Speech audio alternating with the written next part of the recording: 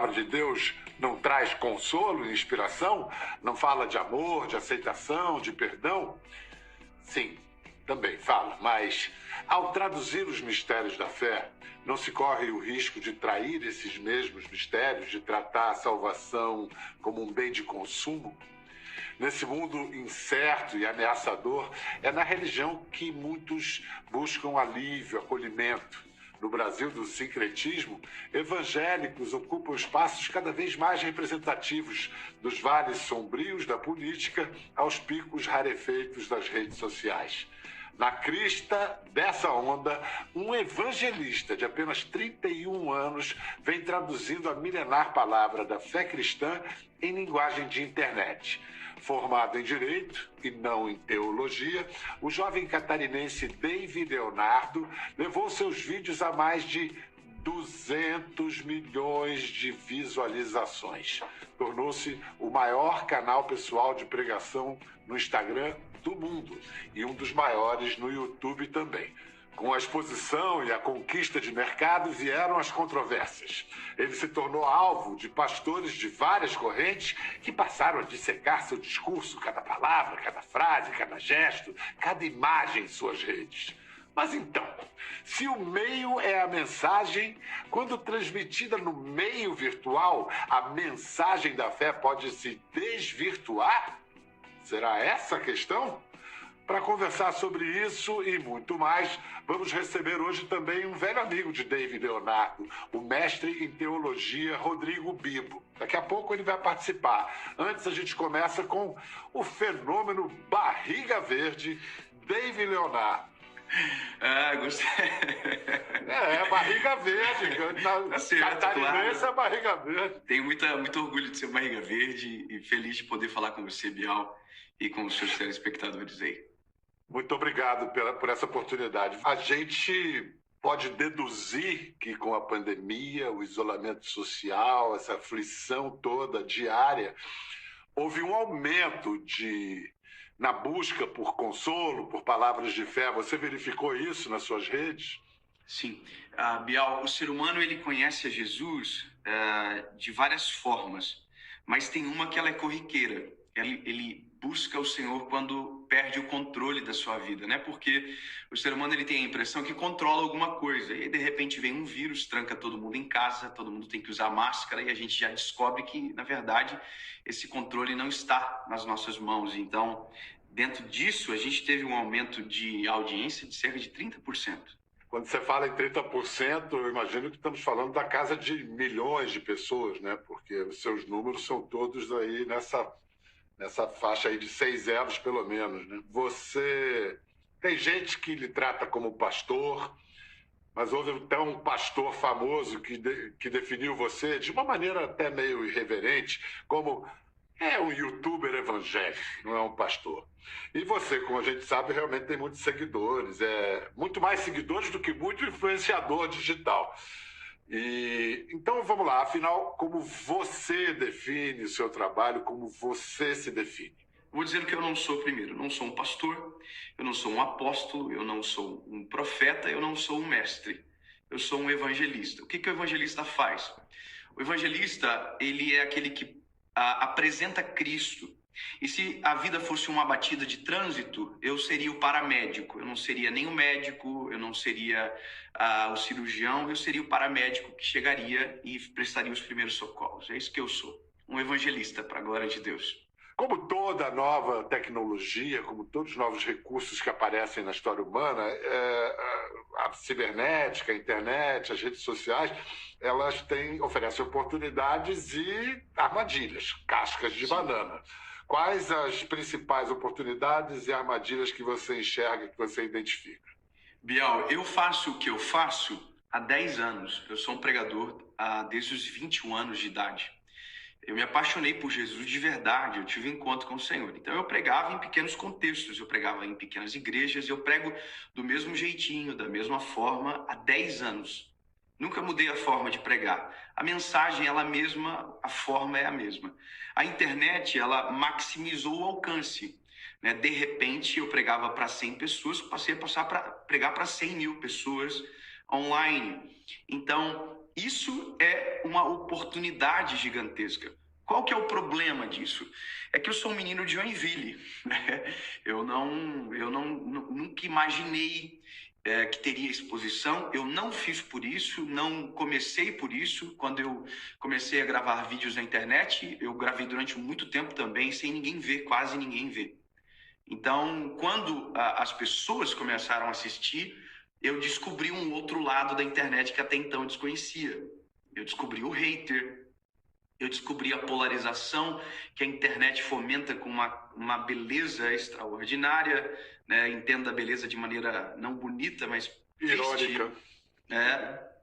Então, aí eu comecei a experimentar os outros lados. E aí foi aonde nós tivemos que amadurecer radicalmente. Porque daí eu tinha uma rede social com milhões de seguidores que poderiam ser utilizados para eu me defender, poderiam ser utilizados para eu atacar os meus opositores ou para continuar pregando o evangelho. Eu escolhi continuar pregando o evangelho. É isso que eu faço e essa é a minha missão. Me permita corrigir só uma coisa no que você disse que a sua pregação é a mesma desde que você começou e que a forma também. Aí eu preciso dizer que a forma se sofisticou, porque a partir de fevereiro de 2018, você inaugurou o formato das séries temáticas. Um conceito visual apurado, iluminação bem pensada, desenhada, baixa, fundo musical com teclados sugestivos, o tom das mensagens medido, pensado. Eu vou dizer uma coisa para você. Existe uma frase que define: flores em vida. Antes de mais nada, e olha que eu tenho uma certa autoridade para dizer isso, trata-se de um comunicador poderoso. Me honra muito a vida de você falar isso. Olha, tem uma coisa que também causa polêmica, que é o seu sucesso entre celebridades. E essa adesão das celebridades causa reações diversas entre o público religioso. Alguns acham que é legal por si, um selo de aprovação. Outros acham que é ruim por si, como um sinal de que a mensagem é diluída. E você, como é que você interpreta e enxerga essa adesão dos famosos? É uma bênção ou não? Bial, olha, eu entendo o seguinte: o evangelho ele é para todos. Não importa se você é pobre, se você é rico, se você é um anônimo ou se você é famoso. Então, quando eu prego uma mensagem, eu não fico pensando quem vai assistir, se vai ser o famoso ou se vai ser o anônimo. Eu quero pregar o evangelho, aquilo que está no meu coração. Então, quando um famoso assiste, uma das alegrias que eu tenho é o seguinte: o poder de repercussão que ele tem é muito grande. Eu me alegro porque o evangelho está chegando em todos os lugares. As pessoas estão vendo, estão assistindo. Gente que talvez teria um preconceito com o pastor ou com uma figura religiosa está ouvindo a palavra, está sendo transformado por ela de maneira poderosa. Bom, primeiro, você já está ficando, como é que se diz, cascudo com as críticas, né? Porque quanto mais a pessoa se destaca, né? Eu tive que ficar. Eu não gostaria, mas tive que ficar. Pois é, como é que foi esse processo de amadurecimento? Não sei se é a palavra. Olha, eu tive que aprender rapidamente a distinguir ataque de crítica. Porque crítica é extremamente importante. Eu sou um jovem, eu já errei várias vezes, vou errar mais inúmeras vezes, então as críticas elas são importantes para me devolver ao trilho, para mudar algumas formas de agir, pensar. E eu tenho os meus críticos que eu os amo e eles me amam. E eu nunca vou ignorar a crítica. Aonde mora a diferença? Porque quem critica em amor normalmente faz isso no secreto, faz isso olhando nos teus olhos. Quem faz isso de maneira pública, raramente a intenção é boa. Normalmente ela é exploratória, tem alguma coisa por trás, tem alguma má intenção por trás. Então eu entendo que esse é o ataque. E esse eu aprendi a ignorar. Aprendi a ignorar para que o meu coração não fosse filtrado pela maldade do coração de quem me ataca. Porque no final do dia, eu posso ter milhões de seguidores, pode ter muita gente que me segue, mas eu sou só um ser humano. Eu sou apenas um pai de família com seus 2 filhos que volta para casa, encosta a cabeça no travesseiro e quer dormir, né? Então nós somos humanos, somos naturais e parece que às vezes a internet roubou das pessoas a sensibilidade que quem está no outro lado não é um perfil, de Instagram ou de internet, é uma pessoa, é um ser humano. Eu acho que está na hora da gente incluir um velho conhecido seu, nosso segundo convidado. Ele também escolheu, se você preferir dizer, foi vocacionado para o Ministério Online. Ele é o criador e apresentador do maior podcast sobre teologia no Brasil, o BTcast, que tem mais de 8 milhões de downloads. Rodrigo Bibo, você está com a gente? Estou ouvindo bem vocês. Prazer estar aqui, Bial. Muito bom te receber também. Você estava acompanhando a nossa conversa. Você conhece esse rapaz aí há muito tempo. Você criou o programa de rádio onde ele estreou como comunicador. Logo no início... Não, a gente fazia rádio na mesma... A gente tinha programas na mesma rádio, mas acho que eu comecei primeiro que ele. Só que depois ele assumiu um programa em que eu fui expulso. Aí colocaram ele. Fui retirado, Você foi expulso, Bibo? O que você fez de tão grave? Rapaz, não é que eu não fiz nada de grave. Eu respeito. É que como eu sempre estudei teologia, Bial. Desde que eu cheguei à fé, eu sempre gostei de estudar. E às vezes eu citava algumas coisas no meu programa de rádio. Como eu fiz um seminário luterano, às vezes citar Lutero em contexto pentecostal não dava muito certo. E aí eles você não pode ficar falando esse tipo de coisa. Eu falei, não, mas eu acho que é certo falar. Então você vai sair. Então eu saio, não tem problema. E eu acho que eles estão certos, Bial. Quem paga os boletos, manda. Eu acho que eles estavam certos mesmo. Escuta, vamos ver. Tem algumas críticas ao David que você pode observar de uma posição mais neutra. Você não é necessariamente quem critica, nem o criticado. Qual é a diferença entre o Dave e um pastor? Qual é a diferença entre o Dave e um palestrante motivacional? Uau, que pergunta. É difícil responder essa pergunta. É bem difícil, na verdade, porque o Dave ele já se definiu como um evangelista. Só que assim, o Dave ele é famoso na internet, mas ele é um cara que pregou muito também, né, Dave? A verdade é essa. Rodou muito o Brasil pregando nas igrejas. Mas a diferença principal, eu vejo, que é um desafio que todos nós temos algum ministério online, alguma presença online, é que nada, Bial, vai substituir a igreja local. Nada vai substituir aquele pastor que você vê todo final de semana e que às vezes vai falar coisas que não são agradáveis, mas é aquele cara que vai te visitar no hospital, é aquele cara que vai receber a ligação da tua mulher porque você estava tendo conversas inadequadas com pessoas no direct. Então, assim, a diferença entre o Dave e um pastor, ela é grande porque o Dave tem uma presença forte online, né? O Dave não pastoreia um rebanho. E isso tem desafios enormes. Você pastorear um rebanho, porque assim, a igreja local, Bial, ela torna você chato, comum.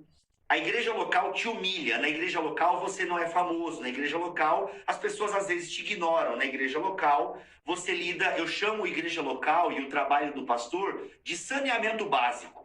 Ou seja, a gente lida com a sujeira das pessoas. E saneamento básico, você sabe muito bem que não é uma boa promessa política, porque fica embaixo, né? E ninguém vê, e ninguém dá moral. O negócio é estádio, viadutos e por aí vai. Eu concordo plenamente com o Bibo, e eu já ouvi isso várias vezes de pastores até. Ele falava assim, olha, você vem, prega aqui, faz a festa, mas quem fica com o problema quando você vai embora sou eu. E isso é verdade. O que eu entendo é que dentro dos ministérios, desses 5 ministérios que você citei no começo da entrevista, o que nós precisamos entender sempre é que, por mais que um faça algo a mais, ou em algum momento da caminhada cristã é mais eficaz do que o outro, nós não somos inimigos entre si, pelo contrário, nós cooperamos para o mesmo reino. Por isso que um ministério talvez não se compare com o outro, mas talvez dentro da comparação necessária seria com o seu propósito em relação à palavra. E talvez aqui mora a minha diferença entre um palestrante. Porque se o palestrante se utiliza de pesquisas onde o cunho científico é a base, onde os estudos por amostragem são a base, eu sou diferente, não é isso que me baseia. A minha base é bíblica, a minha base é a palavra. Bom, uma das maneiras que a palavra na Bíblia tem respondido ao momento cultural que nós atravessamos é Deus é bom, faça as coisas direito, que Deus vai te recompensar. A teologia da recompensa. Se você for um bom cristão, você vai ter uma vida legal. Aí você Acredite, Rodrigo Bibo, recebi esse livro em casa. E é um livro que chama O Deus que Destrói Sonhos. Quando a gente ouve, Deus vai fazer você se realizar todos os seus sonhos, é um menino perdendo um sorvete, caindo no chão na capa. O Deus que Destrói Sonhos. Esse livro é uma provocação e esse livro é assinado por Rodrigo Bibo. Por que essas provocações, hein? Uau, que honra, Bial, você ter o livro aí. Então, Bial, é que de alguma forma a gente precisa falar de um todo, né? O evangelho como um todo. O evangelho, Bial, ele não é um bom conselho. Tim Keller, um grande teólogo e pensador do nosso tempo, ele diz que evangelho não é bom conselho, evangelho é uma boa notícia. E a boa notícia é, você é um pecador miserável que não vale nada, mas existe um Deus que te salva. E esse Deus que te salva te chama para perto e te chama para a missão. Acontece que estar em missão com Deus não significa que basta você fazer as coisas certas que tudo vai dar bem. Não. Esse Deus, ele pode sim derrubar o seu sorvete, porque esse Deus, ele não vai nos livrar de todos os males da vida. O próprio Jesus, na oração clássica que protestantes e católicos conhecem, ele olha, livra-nos do mal. A oração do Pai Nosso fala para a gente pedir diariamente, livra-nos do mal. Mas nem sempre Deus livra. Inclusive Jesus vai falar depois, basta cada dia o seu mal. Mas é isso, eu quis falar desse Deus, Bial, que pode destruir os nossos sonhos. Por quê? Porque 99% dos nossos sonhos, eles são o quê? Eles vêm do nosso coração egoísta que quer se dar bem aqui na Terra. Então, se a gente quer se submeter ao discipulado de Jesus, a gente tem que estar preparado que às vezes o nosso castelinho de areia vai ser todo destruído. Inclusive você, num dos capítulos do livro, que se chama A Fábrica de Sonhos, você cita a teologia de uma amiga minha, teologia da Xuxa. Peraí, vamos ilustrar isso aqui com a própria. Vamos ver de que esse cara tá falando.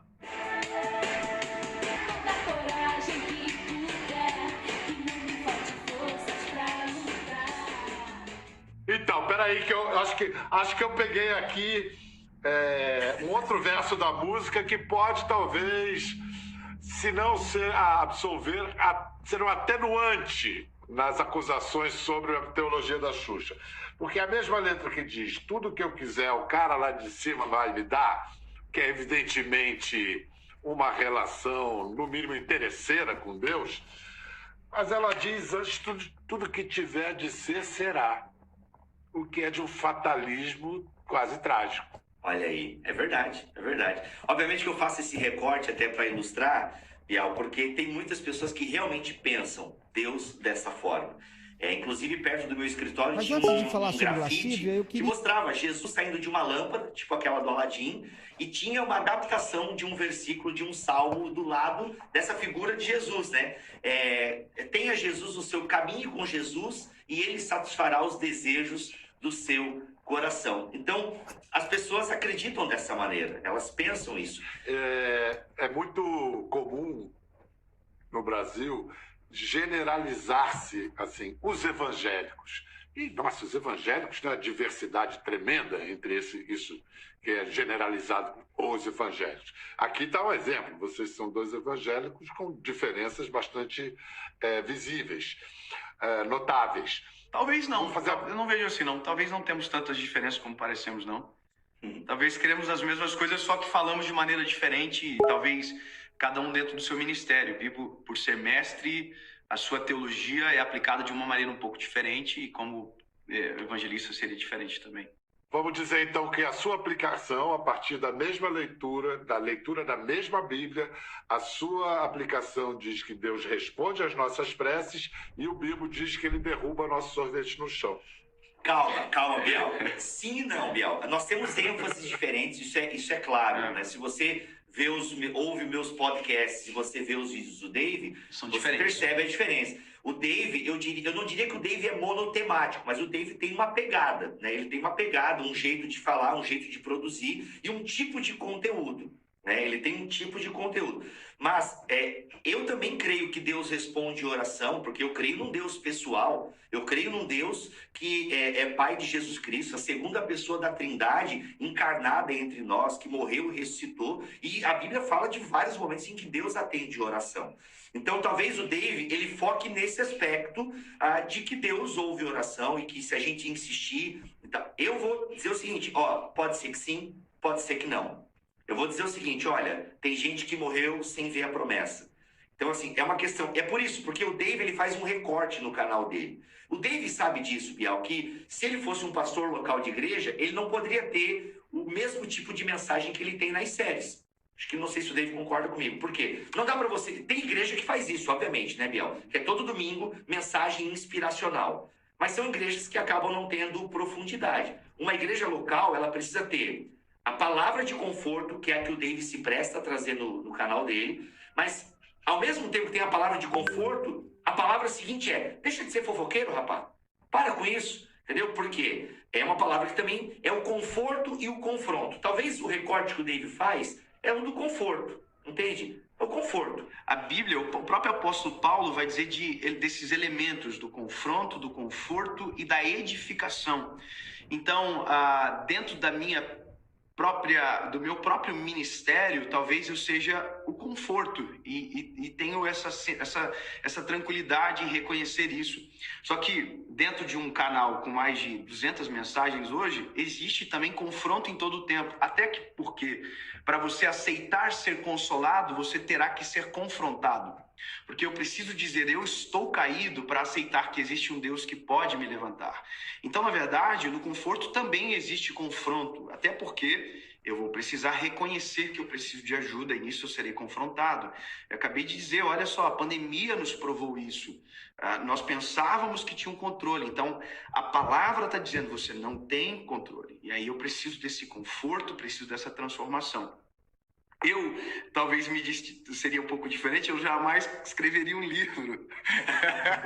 Até eu tô com um livro meu que eu vou lançar agora, que é aqui, ó, Alegria do Amanhecer, devocional, um devocional. Eu jamais, talvez pela minha própria personalidade, eu sou um pouco mais, talvez mais sentimental do que o Bibo, eu jamais colocaria isso, mas como compreendo o ministério do Bibo e sei que dentro da fase cristã, nós precisamos saber disso, assim como eu precisei, por exemplo. Olha só, um barato a gente está conversando isso em televisão aberta, questões tão profundas, filosofia da boa e religião. E eu vou aproveitar o privilégio de ter vocês aqui e vou aplicar... Vamos dizer, então, que os olhares de vocês não são opostos, são complementares. Então eu vou ler um trecho lindo, mas muito duro, da Bíblia, e aí eu quero que vocês reajam. Depois de um rápido intervalo, o Eclesiastes. A gente volta em instantes.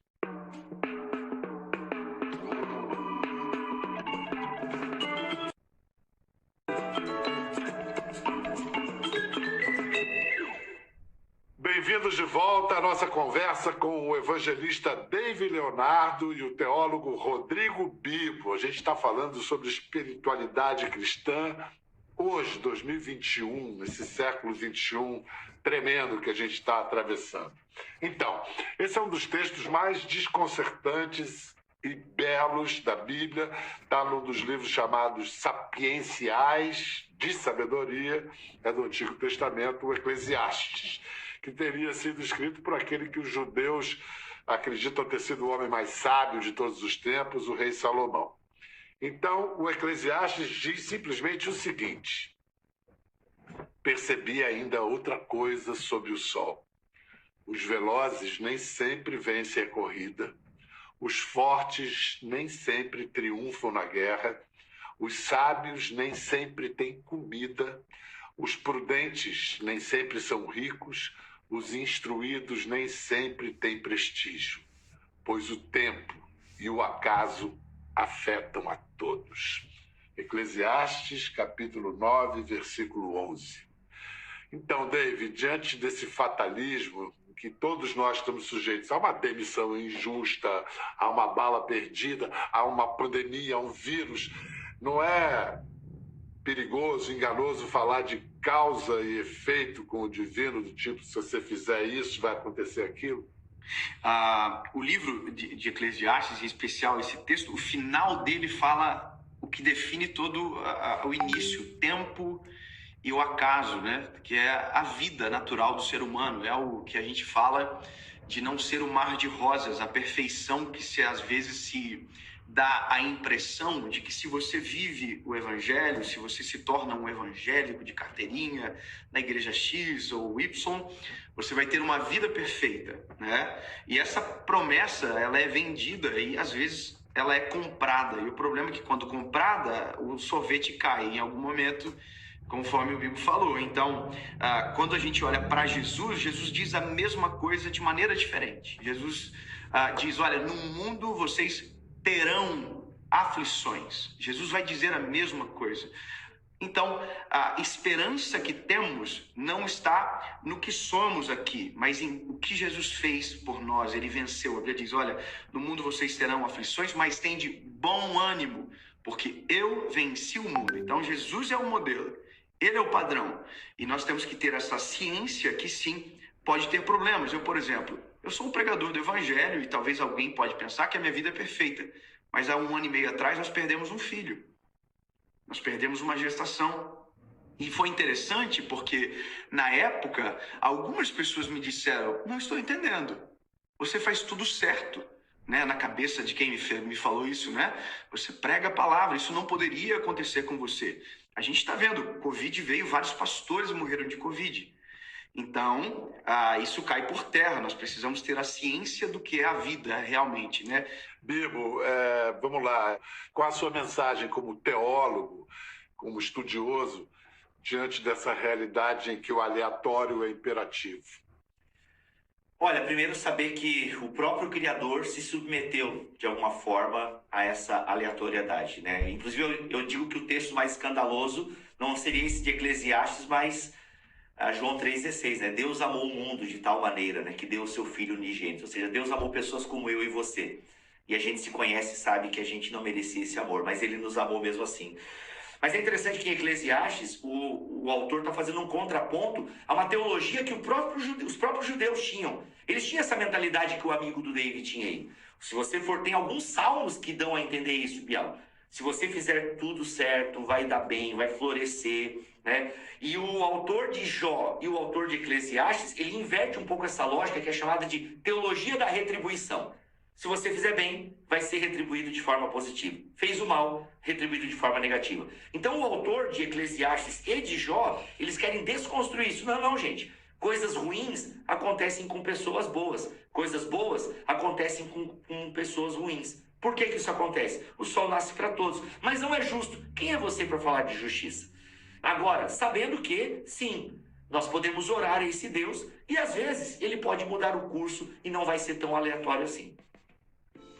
Rodrigo Bibo, Dave Leonardo, muito obrigado pela super enriquecedora conversa.